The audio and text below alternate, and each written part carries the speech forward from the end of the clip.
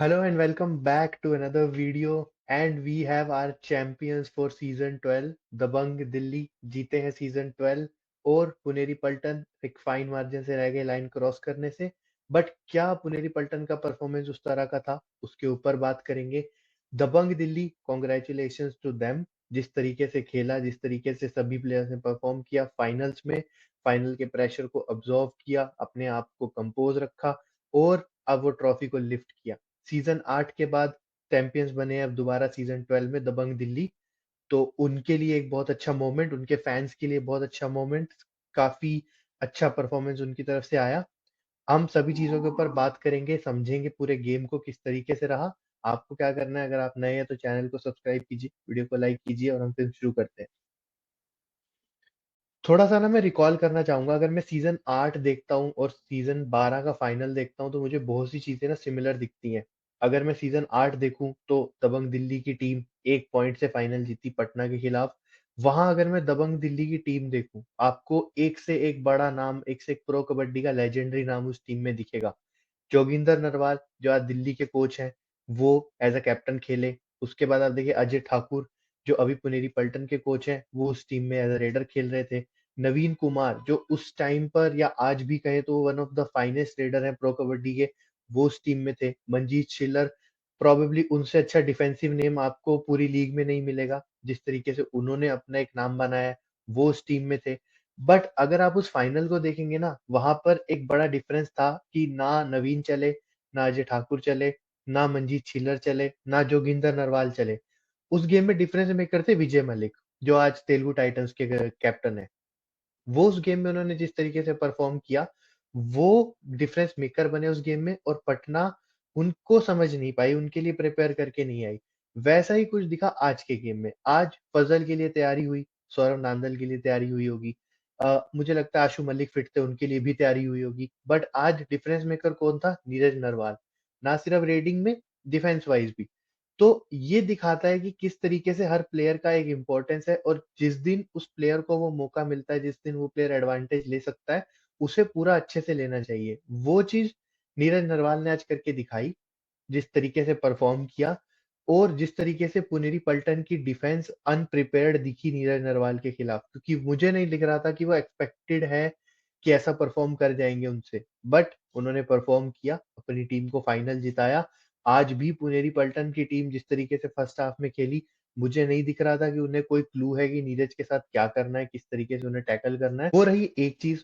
दूसरी चीज़ जो मुझे लगता है दबंग दिल्ली ने बहुत अच्छे से की, क्योंकि अगर मैं फर्स्ट हाफ देखूँ, जहाँ पर दबंग दिल्ली एग्रेसिव खेली, लीड बनाई। सबसे ज़रूरी चीज़ जो मैंने अपने प्रीव्यू में भी कही थी कि जो टीम एक बार लीड बना लेगी, वो टीम गेम को डोमिनेट कर सकती है, कंट्रोल कर सकती है। दबंग दिल्ली फर्स्ट हाफ में देखें तो 5-6 पॉइंट की लीड लेकर गई।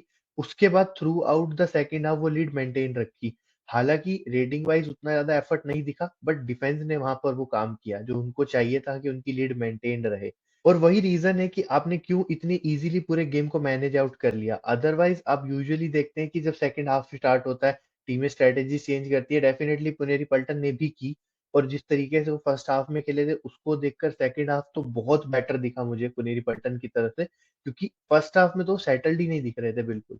तो वो दिखी, बट उसके बाद भी आपने एक्सपीरियंस यूज़ किया, आपने कंपोज़ रखा अपने आप को और आपने फिनिश लाइन क्रॉस की। वो दबंग दिल्ली की मुझे लगता है काफ़ी अच्छी चीज़ दिखी सेकंड हाफ में। अब आता हूँ फर्स्ट हाफ के ऊपर। सबसे पहले पुनेरी पल्टन, फाइनल का मैच है, बड़ा गेम है, सामने आप दिख रहा है कि एक रेडर आ गया जिसकी आपको उतनी ज़्यादा इन्फॉर्मेशन या प्रिपरेशन नहीं है। अब आप क्या करते हैं? आप चाहते हैं कि अब अपनी एडवांटेज अपनी स्ट्रेंथ पर खेलें, बट नहीं। पुनेरी पल्टन जिस तरीके से फर्स्ट हाफ में खेली है, वो क्लियर दिखता है कि उनको समझ ही नहीं आ रहा था करना क्या है। वहाँ पर सभी प्लेयर से मुझे लगता है एक डिसअपॉइंटिंग परफॉर्मेंस। कुछ प्लेयर स्पेसिफिक जो मुझे डिसअपॉइंट किए throughout the game Puneri Paltan के लिए, सबसे पहले कहूँगा विशाल भारद्वाज। उनके लिए मैंने ही प्रीव्यू में कहा था कि उन्हें खिलाएँ, वो एक्सपीरियंस लेकर आते हैं, वो लीडरशिप लेकर आते हैं, बट दोनों में से कुछ नहीं दिखा। परफॉर्मेंस तो बिल्कुल नहीं दिखा। अब वो एक अनफॉर्च्यूनेट या आउट ऑफ रिदम गेम कहें, बट आप फाइनल में ये रीज़न्स नहीं ले सकते कि हम out of form, out of rhythm player को खिला रहे हैं तो उससे एक्सपेक्ट नहीं कर सकते। आप फाइनल में जिसे खिलाते हैं, वो आपके लिए परफॉर्मेंस करना उसके लिए ज़रूरी होता है। तो वो एक चीज़। फिर उसके बाद मुझे लगता है असलम आज उनकी कैप्टेंसी थोड़ी-सी मुझे लगता है ऑफ द कलर्स, क्योंकि खुद अपने आप को रेटिंग उतनी ज़्यादा नहीं दी। अगर खुद रिदम फ़ील नहीं कर रहे थे या अभी थोड़े रिसेंटली उनको थोड़ा इंजरी कंसर्न चल रहा था, अगर वो था, तो वहाँ पर आप रोटेशन देखेंगे अगर आदित्य शिंदे में और पंकज मोहिते में, वो काफ़ी वियर्ड मेरे लिए। क्योंकि आप दोनों रेडर्स अब अलग-अलग तरह के रेडर्स हैं, वेरिएशन वाले रेडर्स हैं, आप ट्राई करें इक्वल टाइम दें उन्हें, क्योंकि आदित्य शिंदे अगर आप उनका फर्स्ट हाफ देखेंगे तो वो भी कोई अच्छा रिदम में नहीं दिख रहे थे, वो भी स्ट्रगल कर रहे थे, तो वहाँ आपने चांस दे सकते थे। तीसरी चीज़ मुझे लगता है सचिन, उन्हें लाया गया, 2 रेड डलवाई उनसे पूरे गेम में। अगर मैं सीज़न 8 का फाइनल देखूँ वापिस से, जहाँ पटना खेल रही थी, वहाँ पे सचिन मेन रेडर थे, स्ट्राइक रेडर। उनको वो एक्सपीरियंस है, उन्होंने वो एनवायरनमेंट फ़ील किया है। आप उन्हें एटलीस्ट 2-3 रेड दें, और उन्होंने आकर जो रेडिंग भी की 2 रेड, वो कोई खराब नहीं थी। वो दिख रहा था थोड़ा टच आ रहा है उनको। मेबी 3-4 रेड और देते तो शायद कुछ डिफरेंस क्रिएट होता, वो भी आपने नहीं दिया। उसके बाद मुझे लगता है आज थोड़ा-सा अब क्वेश्चन आएँगे अजय ठाकुर की मैनेजमेंट के ऊपर, क्योंकि वो जिस तरीके से उन्होंने पूरा गेम मैनेज किया, अगर आप सेकंड हाफ देखेंगे तो सडनली चीज़ें बदली, बट फर्स्ट हाफ में आपको दिख रहा है कि आपकी टीम थोड़ा-सा बैकफुट पर है, बट आपने वहाँ पे समझा नहीं उस चीज़ को। तो वहाँ मुझे लगता है थोड़ा प्रोएक्टिव कोचिंग की ज़रूरत थी। अगर वहाँ पे उस टाइम पे गेम को स्लो करवाते या मेबी पॉइंट्स ना जाने देते एकदम से और लीड ना बनती दबंग दिल्ली की, सेकंड हाफ में आपके पास स्कोप बनता। वहीं अगर मैं दबंग दिल्ली का फर्स्ट हाफ देखूँ, तो उन्होंने बिल्कुल वही किया जो उन्हें करना चाहिए था। उन्होंने देखा कि नीरज नरवाल आज अच्छी रिदम में है, सामने वाली टीम थोड़ा-सा स्ट्रगल कर रही है, तो उन्होंने उनको ज़्यादा से ज़्यादा टाइम दिया। आशु ऑल्दो स्ट्राइक रेडर है, लेकिन उसके बाद भी उन्हें रखा अपनी टीम में कि आप नीरज को रेड करवाएँ, वो आप रुकिए।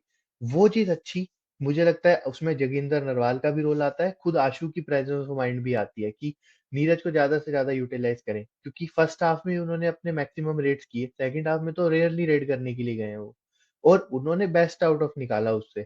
वो चीज़ देख के अच्छा लगा। फिर डिफेंस ने वो चीज़ पूरे गेम में रखी, बट फर्स्ट हाफ में जिस तरीके से एग्रेशन और पेशेंस दोनों एट द सेम टाइम दिखाना चाहिए था, वो दिखाया, क्योंकि उस तरह का गेम आपको चाहिए भी था। आप देख रहे हैं जहाँ पर रेडर स्ट्रगल कर रहे हैं, डू और डाई रेड्स जितने भी आए हैं, वहाँ पर पुनेरी पल्टन के हर रेडर को अटैक किया है दबंग दिल्ली ने, बट उसके अलावा किसी भी उसमें अननेसेसरी टैकल्स नहीं दिखेंगे आपको। इवन अगर मैं देखूँ जितने टैकल्स फर्स्ट हाफ में हुए, majority of them successful tackles हैं। तो वो देख के पता चलता है कि आप गेम प्लान करके आए थे और किस तरीके से आप पूरे गेम को मैनेज करना चाहते थे, वो भी दिखा उससे। और उसी के रिजल्ट में आप देखिए, आप फर्स्ट हाफ की लीड लेकर गए, जहाँ पर आप 6 पॉइंट की लीड लेकर जाते हैं, और फाइनल जैसे गेम में जहाँ आपको पता है एक छोटा 20 मिनट का हाफ होता है, जहाँ आप मेजॉरिटी रेट्स करेंगे या आपकी सामने वाली टीम इक्वल रेट्स करेंगी, वहाँ 5 या 6 पॉइंट की लीड फाइनल्स में काफ़ी होती है अगर आप सही से मैनेज करना जानते हैं गेम को, और वही चीज़ हुई। सेकंड हाफ जैसे ही स्टार्ट हुआ, जहाँ पर पुनेरी पल्टन डेफिनिटली अग्रेसिव होकर आने वाले थे और आए भी। और वहीं पे मैं बोल रहा हूँ कि एक बहुत बड़ा डिफरेंस मुझे दिखा फर्स्ट हाफ में, क्योंकि फर्स्ट हाफ अगर देखेंगे इस तरह के टैकल किए जा रहे थे जैसा आप स्क्रीन पे देख रहे हैं। ये टैकल में मुझे समझ नहीं आ रहा है कि कौन किसको टैकल कर रहा है। आप इतने लंबे रेडर को इतना एडवांस जाकर 3 प्लेयर एक साथ टैकल करेंगे, और ये मल्टीपल टाइम्स, ऐसा नहीं कि ये एक बार का केस है, ये मल्टीपल टाइम्स हुआ। ऐसे टैकल्स अगर आप करेंगे तो आप डेफिनिटली लीड कंसोलिडेट कर लेंगे। तो वो चीज़ देखते हुए मुझे लगता है सेकंड हाफ पे जब मैं आ रहा हूँ, तो एक काफ़ी इम्प्रूव्ड परफॉर्मेंस पुनेरी पल्टन की तरफ से, उतना ही इम्प्रूव्ड परफॉर्मेंस दिखा डिफेंस की तरफ से दबंग दिल्ली के। अब पुनेरी पल्टन ने क्या बदला? मुझे लगता है जो सबसे अच्छी चीज़ बदली कि सेकंड हाफ में थोड़ा-सा रिस्क लिया, क्योंकि जो कॉशियस अप्रोच फर्स्ट हाफ में दिख रही थी, सेकंड हाफ में उसको बिल्कुल चेंज किया, थोड़ा अटैक के लिए गए। डिफेंस वाइज़ भी, रेडिंग वाइज़ भी। उस चीज़ का रिजल्ट क्या दिखा? आप धीरे-धीरे लीड कट करने लगे, और दबंग दिल्ली ऑल्दो वो सेकंड हाफ में आए ही उस इंटेंशन से थे, मुझे ऐसा लगा कि अब वो सिर्फ़ आप गेम को रोटेट करना चाहते हैं, जो चीज़ तेलुगु टाइटंस कुछ गेम पहले कर रही थी, बोनस लें, गेम को चलाएँ, प्रेशर ना आने दें, वही चीज़ सेम चीज़ दिखी दबंग दिल्ली की तरफ से भी मुझे। तो वो उन्होंने किया। उसके बाद अगर मैं देखूँ तो पुनेरी पल्टन ने सबसे अच्छी चीज़ जो की, वो ये कि अपने कवर्स को थोड़ा और अच्छे से कॉम्पैक्ट किया, क्योंकि अविनेश नागराजन का परफॉर्मेंस सेकंड हाफ में जितना अच्छा आया, गुरदीप ने सेकंड हाफ में जो अच्छे टैकल्स किए, वो देखकर पता चलता है कि थोड़ा-सा कवर्स को उस तरीके से कॉम्पैक्टनेस मिली और उन्होंने उस चीज़ को एडवांटेज में कन्वर्ट किया पुनेरी पल्टन के लिए। वहीं से आपने ऑल आउट भी क्रिएट किया दबंग दिल्ली के लिए। ये सब करने का पॉइंट तब होता है कि जब आपका गेम सामने वाली टीम उस तरीके से समझ ना पा रही हो। दबंग दिल्ली क्लियर थे कि उन्हें गेम को स्लो करना है, जितना हो सके डू और डाई पे खेलना है, अपनी लीड को ज़्यादा से ज़्यादा कंटेन करके रखना है और वो किया। क्योंकि आज फजल ने और सौरभ नांदल ने अब उनके पॉइंट्स देखेंगे तो 1-1, 2-2 पॉइंट्स हैं और फाइनल में आप ज़्यादा पॉइंट्स एक्सपेक्ट नहीं करते हैं। बट अनसक्सेसफुल टैकल बिल्कुल नहीं है। दोनों ही प्लेयर्स के हार्डली 1 या 2 अनसक्सेसफुल टैकल्स, जिससे ये पता चलता है कि समझ के गेम को चलाया, उस तरीके से अपने आप को, अपनी स्ट्रेंथ को बैक किया। इवन सौरभ नांदल ने 2 बहुत अच्छे एंकल होल्ड किए सेकंड हाफ में।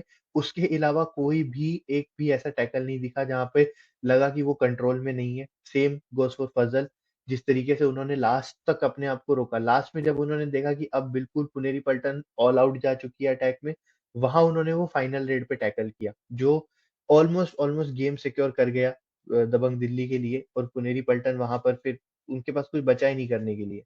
तो वो देखकर मुझे लगता है वहाँ आपको कितना ज़्यादा डिफरेंस दिखता है दोनों टीम्स के लेवल्स में जब आप बिग गेम की बात करते हैं। क्योंकि अब देखिए फज़ल देखिए तीसरा टाइटल है उनका प्रो कबड्डी में 3 टीमों के साथ जीते हैं। आप देखिए सुरजीत टाइटल जीत चुके हैं, 10-12 साल से खेल रहे हैं लीग में। सौरभ नांदल का ये तीसरा टाइटल द बेंगलुरु बुल्स के साथ जीते, अभी दबंग दिल्ली के साथ जीते।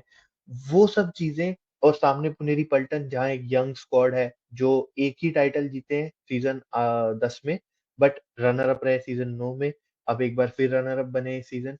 वो सब डिफरेंस क्रिएट करते हैं जब आपके पास इस तरह के प्लेयर्स होते हैं। ओवरऑल मेरे को लगता है काफ़ी एक न एंटरटेनिंग फाइनल नर्वी फाइनल भी मैं कहूँगा जिस तरीके से लास्ट के 10 मिनट गेम चला जहाँ बिल्कुल पुनेरी पल्टन एग्रेशन के साथ जा रही थी और दबंग दिल्ली चाह रही थी कि बस मेंटेन करके रखें अपना गेम। वो देखकर थोड़ा-सा नर्वस हुई मोमेंट्स बने वहाँ पर। तो उसका सबको देखते हुए मुझे लगता है काफ़ी अच्छा final once again congratulations to Dabang Delhi. अब वो यहाँ से क्या करते हैं नेक्स्ट सीज़न्स के लिए, वो देखना होगा वो किस तरीके से अगले सीज़न्स प्लान करेंगे। हम भी उन सब चीज़ों के ऊपर बात करेंगे, सभी टीमों को एक क्लियर वे में एनालाइज़ करेंगे कि जो उन्होंने टीम बनाई, जो परफॉर्मेंसेज़ रही, कैसे सीज़न रहे, अब आगे क्या कर सकते हैं, नेक्स्ट स्ट्रैटेजीज़ के ऊपर बात करेंगे। तो आज की इस वीडियो में इतना ही। मेरी तरफ से यही था एक फाइनल का रिव्यू। आप लोगों को क्या लगता है कहाँ पे पुनेरी पल्टन हारी या कहाँ दबंग दिल्ली ने अच्छा किया? कमेंट बॉक्स में ज़रूर बताइएगा। अगर आपको वीडियो पसंद आया तो वीडियो को लाइक कीजिए, चैनल को सब्सक्राइब कीजिए एंड स्टे ट्यून्ड